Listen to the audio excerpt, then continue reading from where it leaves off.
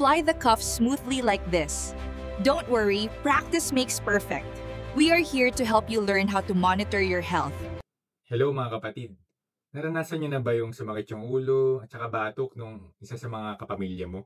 Yung parang hinihingal, nahihilo, sumasakit yung dibdib ni mama o ni lolo.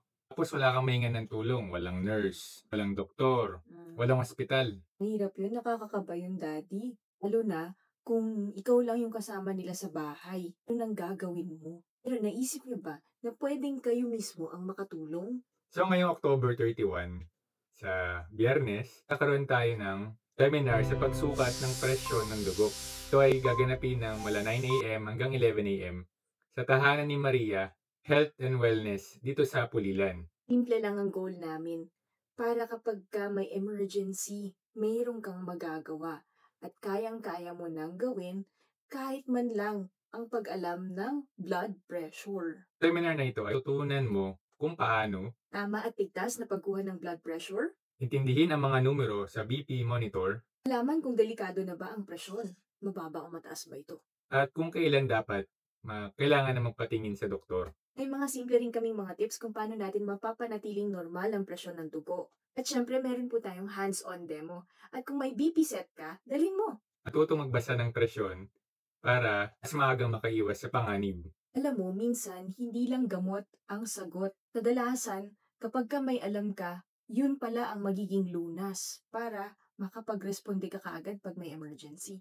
Halimbawa, kapag nagkasakit, ilang daang piso lang ang pagpapacheck up. Pero, pag huli na, kapag inatake na or na-stroke, libo-libo, minsan daang libo pa ang nagagastos. So sa halagang parang milk tea lang, matututunan mo kung paano gumawa ng unang hakbang pagdating sa emergency, intindi ng senyales ng delikado, intindi ng senyales ng katawan, at makaiwas sa stress, sa gastos at takot sa isang hindi mo alam na kondisyon. Hindi lang kaalaman ang makuha mo, pati ang kapayapaan ng iyong isip para sa iyo at sa iyong pamilya. Bukas po ito para sa lahat ng tao, edad 14, 14 pataas, estudyante ka man, magulang, anak, lolo o lola ka man, o kahit sinong gustong mag-alaga sa pamilya. So kung gusto mong maging handa sa oras ng pangangailangan, kung para sa sarili mo o sa mamahal mo sa buhay, ito ay para sa iyo. Tahanan ni Maria Family Health and Wellness ay niniwala na ang pangangalaga sa ating katawan ay isang paraan ng pagpapasalamat sa buhay na binigay ng Diyos. Kalusugan na regalo ng Diyos, kaya pangalagaan natin ito. Tara na, matuto tayong mangalaga ng ating presyon at ang ating puso. Ito sa tahanan ni Maria.